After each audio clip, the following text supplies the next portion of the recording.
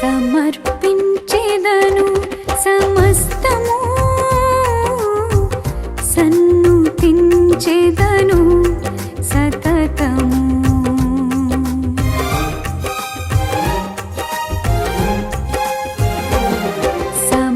సమర్పించేదను సమస్తము, సన్నుతించేదను సతతము.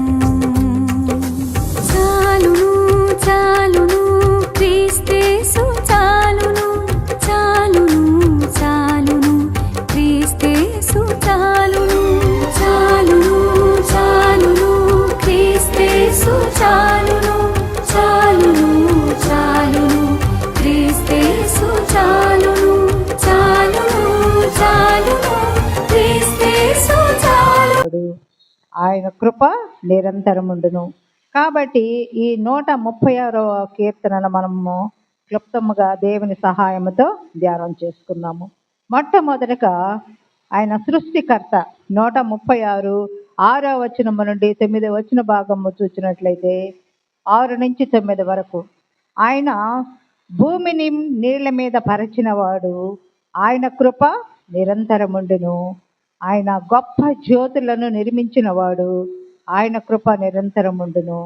అలాగే పగటి నీలుటకు ఆయన సూర్యుని చేసెను, ఆయన కృప నిరంతరముండును. 9వ వచనము రాత్రిని ఏలుటకు ఆయన చంద్రుని నక్షత్రములను కలుగు చేసెను, ఆయన కృప నిరంతరముండును. అంటే దేవుడు భూమి ఆకాశాలు మొట్టమొదటి పాయింట్ ఆయన సృష్టికర్త. దేవుడు భూమి ఆకాశాలను సూర్యచంద్ర నక్షత్రాలను మొదలుగా సృజించాడు. సమస్తాన్ని కూడా ఆయన కలుగు చేసినవాడు. 6వ వచనంలో ఆయన భూమిని నీళ్ల మీద పరిచినవాడు.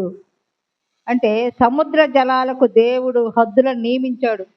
ఆ హద్దులుగా లేకపోతే అవన్నీ వచ్చాయన్నమాట. మనుషులతో పాటు సకల జీవరాశులు జీవించడానికి కూడా అనువైనటువంటి పరిస్థితులను ఏర్పరిచాడు. ఆ యొక్క సముద్రంలో అన్ని జీవరాశులు ఉన్నాయి.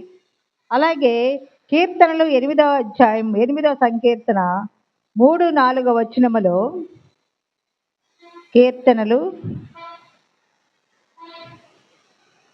8:3-4 వచనములో, నీ చేతి పని అయిన నీ ఆకాశములను నీవు కలగజేసిన చంద్ర నక్షత్రములో నేను చూడగా, నీవు మనుష్యుని జ్ఞాపకము చేసుకున్నటకు వాడేపాటి వాడు, నీవు నరపుత్రుని దర్శించుటకు వాడు ఏపాటి వాడు. అన్ని సకలము చేశాడు, కానీ మానవుణ్ణి ఆయన జ్ఞాపకం చేసుకున్నాడు. అసలు నరపుత్రుని దర్శించుటకు మనం ఎలాంటి వాళ్ళము, మనం కలిగి